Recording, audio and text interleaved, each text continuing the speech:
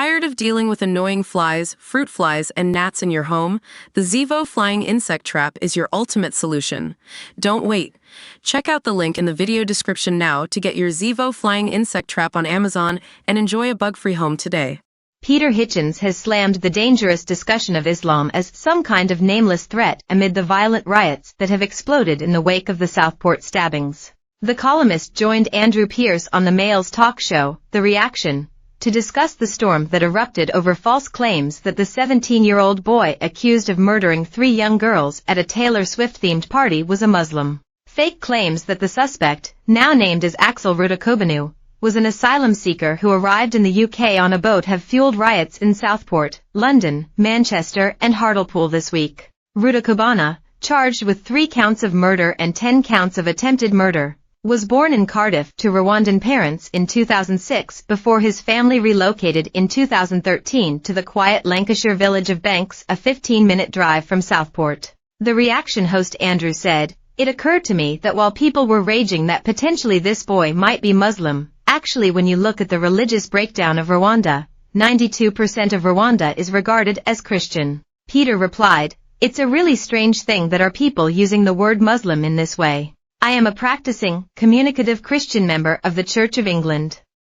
I differ on large and important theological matters with Muslims, and in fact, rather enjoy discussing it with them. And I've had many conversations, including in that strange program I took part in last year, in which I was in a pretend prison. One of my cellmates was a very serious Muslim, and we discussed it a lot, and at one point we ended up praying alongside each other. I take Islam very seriously as a faith.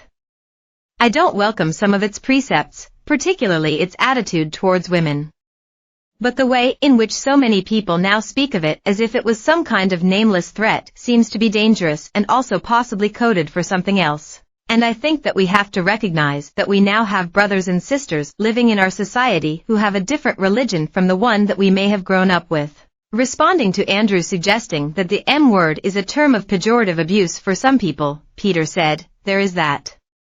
And then there is the suggestion that someone, because they're Muslim, is perhaps more given to taking part in terrorist acts than other people. And of course there have been Islamist terrorists, and there will be Islamist terrorists again. But I think that to jump from that to this sort of wider suspicion and attitudes seems to me to be a mistake, a very large mistake." Andrew said that the anger on the streets of Southport was stirred up by deliberate misinformation on the internet, adding, "They even invented names for the alleged assailant." The Reaction host continued, "People in some of these communities where there is a very large ethnic population feel the integration hasn't happened, and they feel they're strangers in their own towns and cities.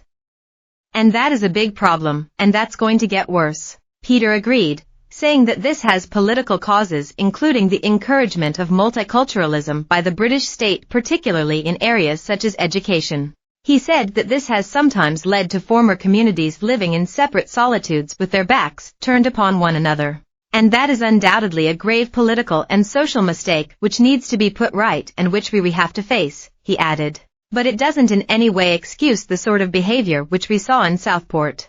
Rudakobana appeared in Liverpool Crown Court today charged with the 3 murders of B.B. King, 6, Elsie Stancombe, 7, and Alice de Silva Aguiar, 9. The teenager is also accused of attempting to kill 8 children, along with dance teacher Leanne Lucas, 35, and businessman John Hayes. Sarah Vine and Andrew Pierce bring their own no-holds-barred opinions, insights and reaction, clue is in the title, to the biggest stories of the week.